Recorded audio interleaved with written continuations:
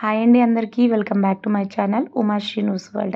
ఇది family tour trip అని చెప్పేసి బ్లాగ్ షేర్ చేస్తున్నాను కదా, దానికి కంటిన్యూషన్ అనమాట.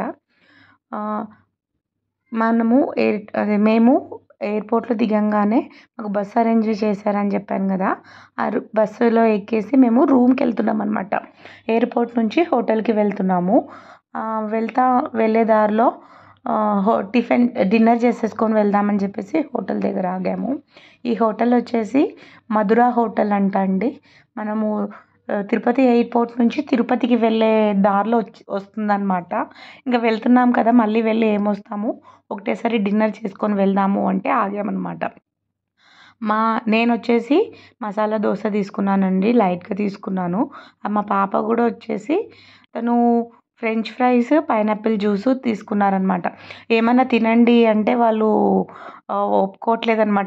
మేము అన్నాము ఏదైనా టిఫిన్ చేయండి అంటే, లేదు మాకు ఇవే కావాలని చెప్పేసి అవి ఆర్డర్ చేసుకున్నారు.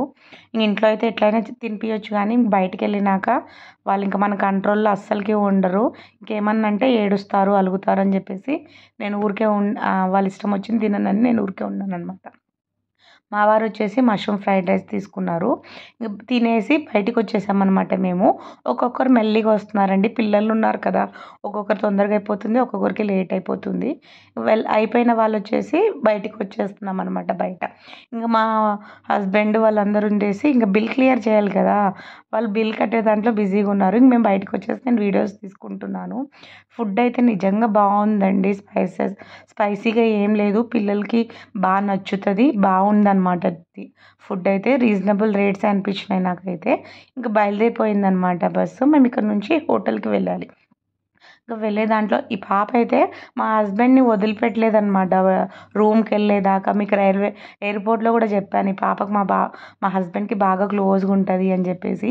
ఇంకా రూమ్కి రాగానే పిల్లలు అల్లరి స్టార్ట్ చేసేసారనమాట. ఎక్కి దూకుతున్నారు, అంతా అల్లరి చేస్తున్నారు.